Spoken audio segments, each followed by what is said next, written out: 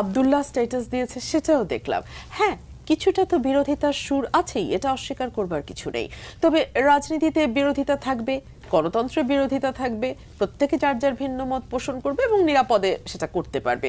এটাই ডেমোক্রেসির বিউটি এবং এটা ঠিকই আছে। বিএনপির মহাসচিব যেটি বলেছেন, গত কালকে তিনি একটি সাক্ষাৎকার দিয়েছেন বিবিসিকে, সেটার ইলেকট্রাল এবং প্রিন্ট দুটো ভার্শনে এসছে, আমি দুটোই খুব মনোযোগ দিয়ে পড়েছি।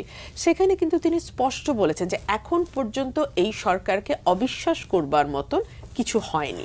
তবে যদি কখনো মনে হয় যে সরকার কোনো বিশেষ গোষ্ঠী, দল, মতকে কিছুটা সাপোর্ট দেবার চেষ্টা করছেন, ফ্যাসিলিটেট করবার চেষ্টা করছেন, তাহলে আসলে আরেকটি নিরপেক্ষ সরকারের অধীনে আমাদের নির্বাচন চাইতে হবে। বিকজ বাংলাদেশে তো এই ব্যাপারে আমার মনে হয় 17 কোটি মানুষ, কারো দ্বিমত নাই যে দলীয় সরকার কিংবা কোনো দিকে একটু বায়াসড সরকারের অধীনে নির্বাচন বাংলাদেশে সুষ্ঠু হয় না।